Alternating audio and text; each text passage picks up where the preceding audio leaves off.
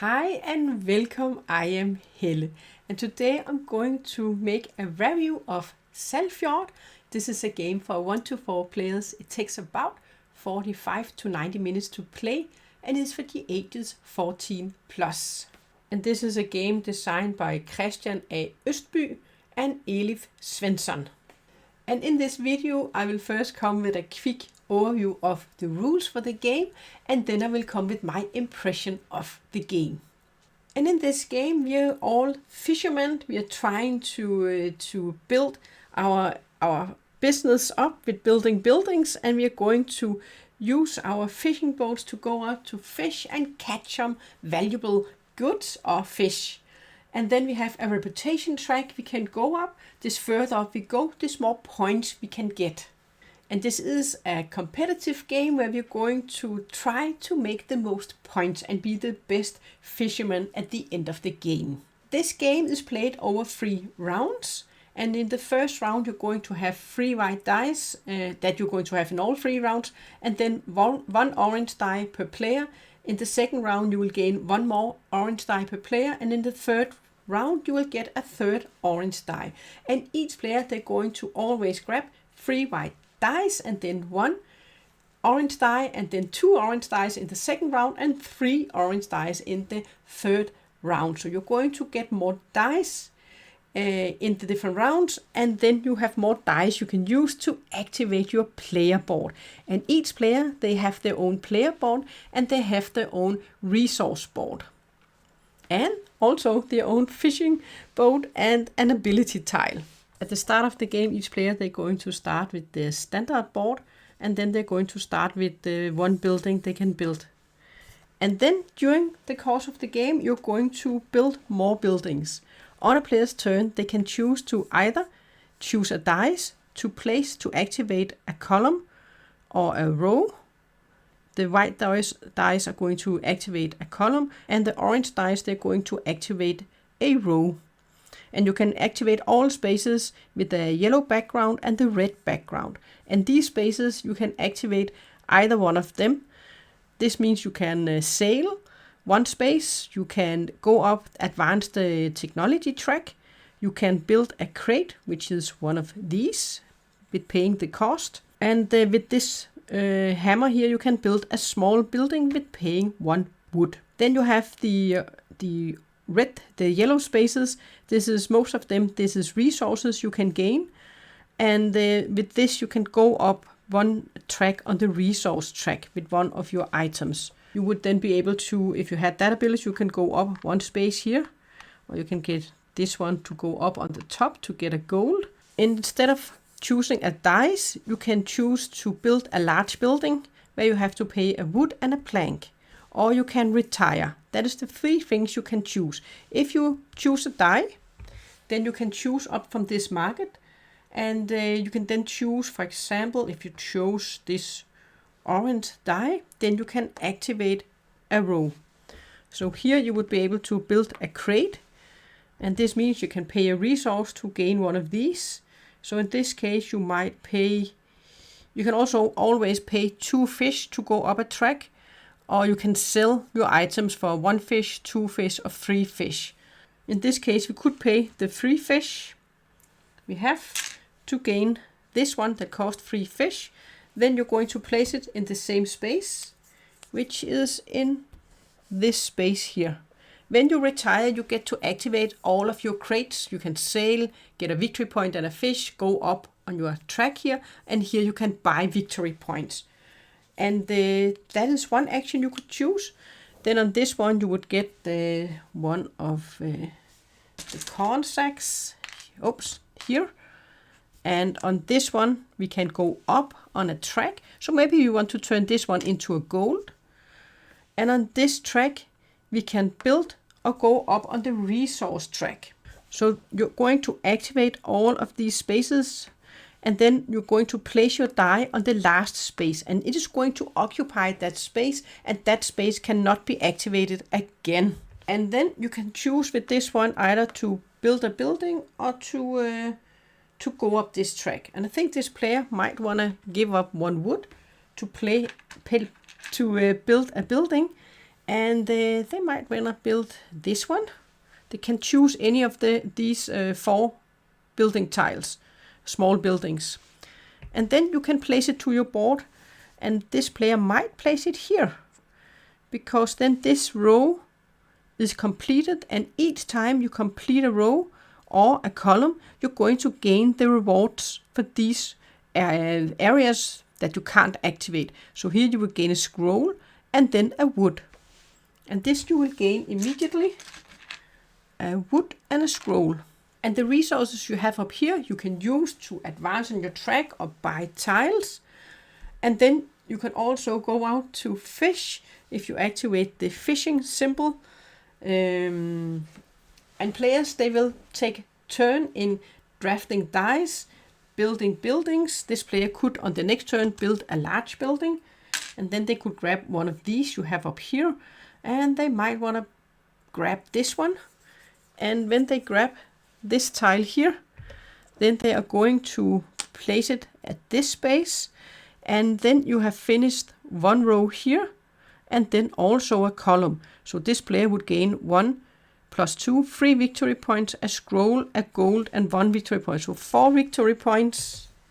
So you go up 1, 2, 3, 4, and then they would get a gold, and a scroll, and that was it. A gold and a scroll, and then 4 victory points. So in that way, you're going to build your board, and you're going to build more buildings, so there are more things you can activate when you grab dice out here. If now I wanted to go use my number 1 here, and there aren't any number 1 out here, then you can use a fish to flip a die 1 space. I could make this a number 2, could also make it a number 1, but then I would have to use 2 fish. But I can also make a number 6 into a number 1, and you can always go down this track. So I could sell one of these to make it a fish, and then I could take the fish to flip this die to a number 1, and then I would be able to activate this column. So I could go sailing, and if you are on this spot as the green, you can grab from the number 1 fish stack.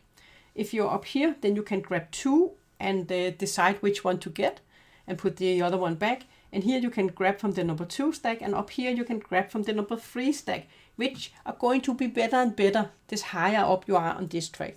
So here you can grab, this was 2 of the same. They are both worth 3 points and 1 fish. So you're going to grab one to place on your boat, and then you're going to put one back here. You can choose when you're going fishing to either advance 1 space or go back. If you go back, you're going to get the points you have here, and then you're going to unload what you have on your boat and gain victory points for victory points and resources like fish that you have on the boat. So that is also a way to get resources and points.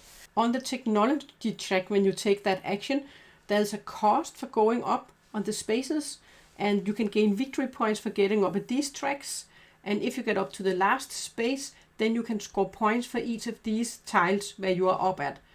And so in this case, you can score points for each of the large buildings you have built. The first one to get up here will get more points, and for each lobster you have caught, and for each crate you have built into 2 center spaces. And in this game, in the end, you're going to score points for every 3 fish you have. All resources will be converted into fish. For each column you have made of crates will score you 3 points. All the crates that have victory points on them, you will score victory points for those, and then score points for the technology track. That is what you're going to score points for. You can score points for go out fishing, for your crates, for advancing on the technology track, and then filling rows and columns can also score you points if you have some broad walks here with points on them. So that is broadly how this game works. Grabbing dice to activate columns. Of this one, you would go all the way down and you will get all the things you will activate. And then all players, they also have a worker. You can use your worker to activate a spot on your board, and either the yellow or the red one. And if you activate one of these, you have to choose which one to use. So you could maybe go sailing again if that was what you wanted.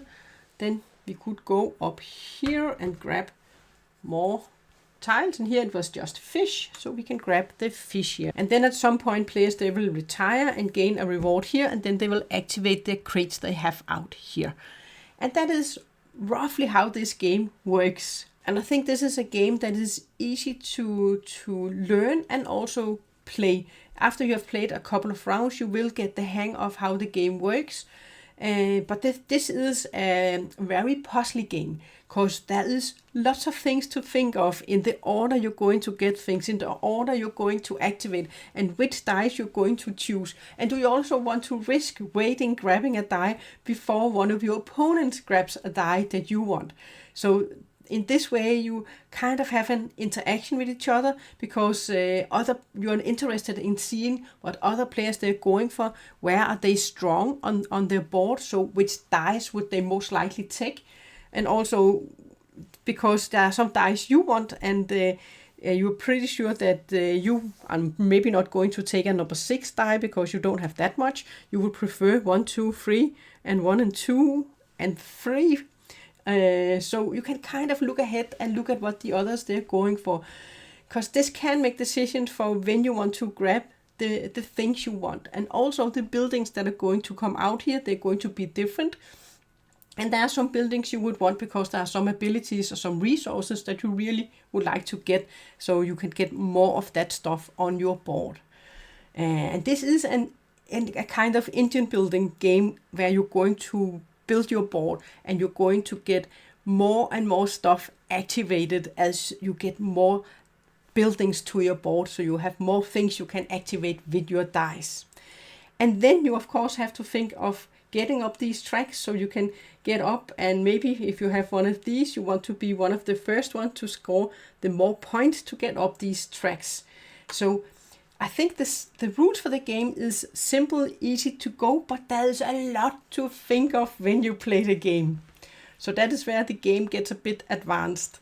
And so this is kind of, I will say, a medium heavy game,